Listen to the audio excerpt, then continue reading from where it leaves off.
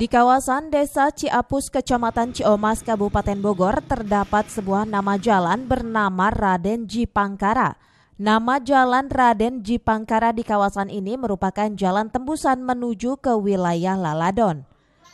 Nama Raden Jipangkara sendiri hingga saat ini masih belum banyak diketahui tentang silsilah dan riwayatnya. Penamaan jalan dengan nama Raden Jipangkara ditenggarai lantaran di kampung ini terdapat makam yang telah berusia ratusan tahun atas nama Raden Jipangkara. Pada momen-momen tertentu, makam ini kerap kali dikunjungi oleh para peziarah yang berasal dari Bogor dan dari luar Bogor. Meski banyak dikunjungi oleh para peziarah, namun keberadaan dan silsilah dari Raden Jipangkara sendiri hingga kini masih belum diketahui oleh warga sekitar tentang siapa sebenarnya sosok dari Raden Jipangkara ini. Raden Jipangkara ini ternyata dulu kebetulan ini nggak jauh dari rumah saya.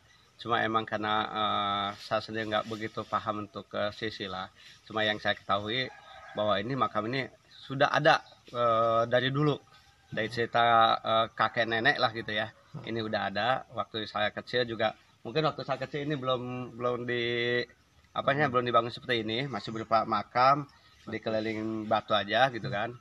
Nah, tentunya mungkin seiring dengan ada penelusuran dari keturunan-keturunan sehingga mereka yang keturunan dari Mbah Arya Jipangkara ini membangun sarana ini. Sejak berpuluh-puluh tahun warga sekitar hanya mengetahui jika makam ini merupakan makam seorang tokoh yang menjadi panutan di masanya, hingga kerap kali didatangi oleh sejumlah warga yang hendak berziarah.